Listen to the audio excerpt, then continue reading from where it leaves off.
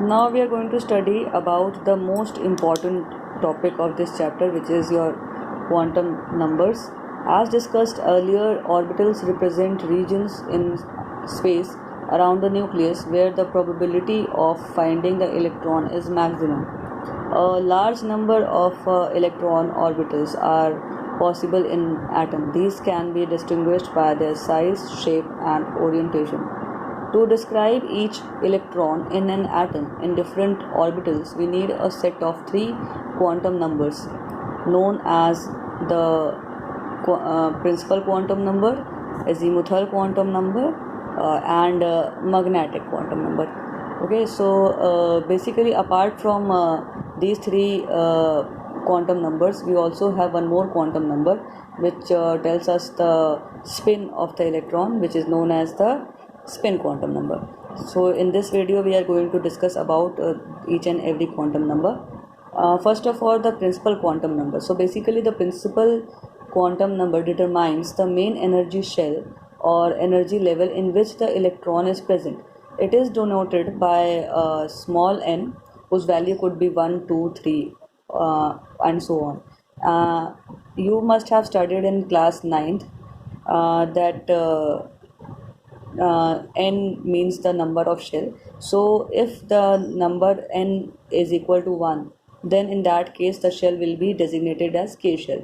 If n is equal to 2, then in that case the shell will be designated as L shell. Similarly, if n is equal to 3, then the shell will be M, and if n is equal to 4, then the shell will be N, and so on. Next is your azimuthal quantum number. So basically the quantum numbers this quantum number determines the angular momentum of the electron. This quantum number is also known as the orbital angular momentum or subsidiary quantum number. This is denoted by small l.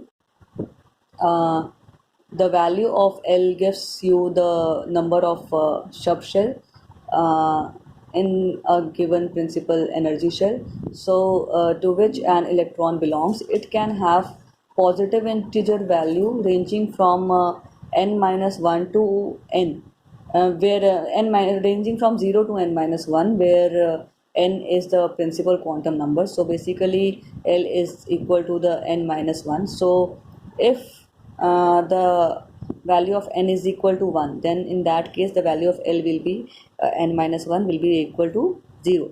Similarly, if n is equal to 2, in that case the value of L will be 2 minus 1.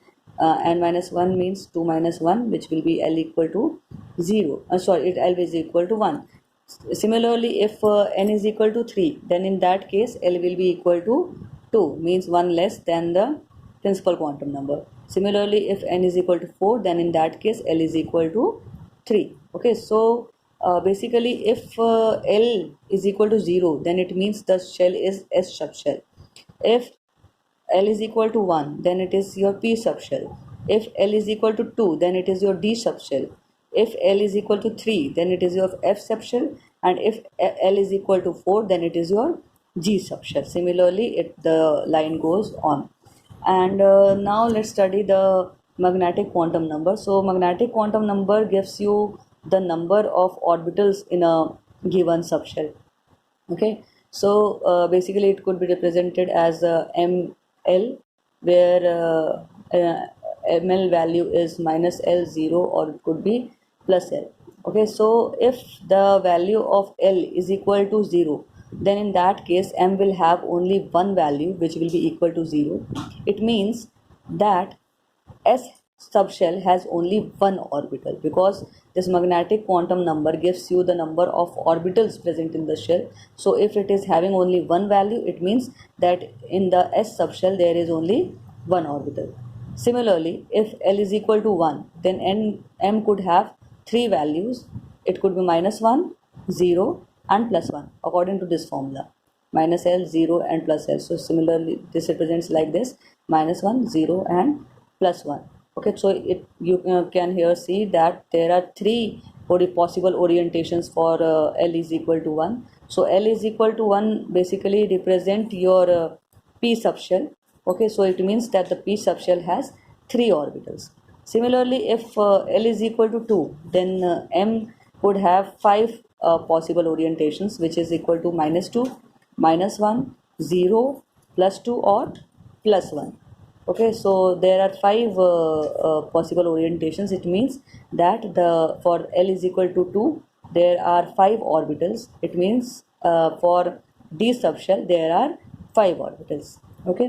Similarly, if L is equal to 3, then in that case M has seven possible value, that is -3, -2, 0, +3, +2, and +1. Okay, so there are seven possible orientations. It means that for L is equal to 3, there are seven orbitals. So it means that F subshell has seven orbitals.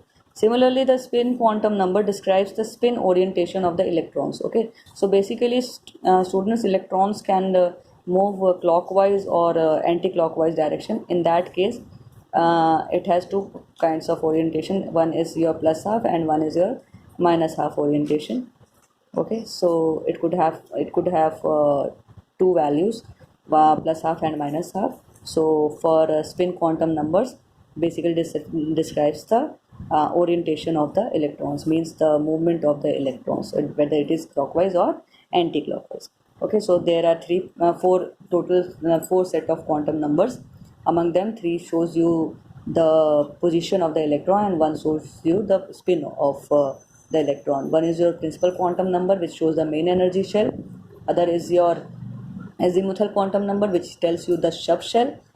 The magnetic quantum number, which tells you the orbitals present in the number of orbitals present in the subshell, and spin quantum number, which tells you the spin orientation of the electrons. So these are the important four set of quantum numbers.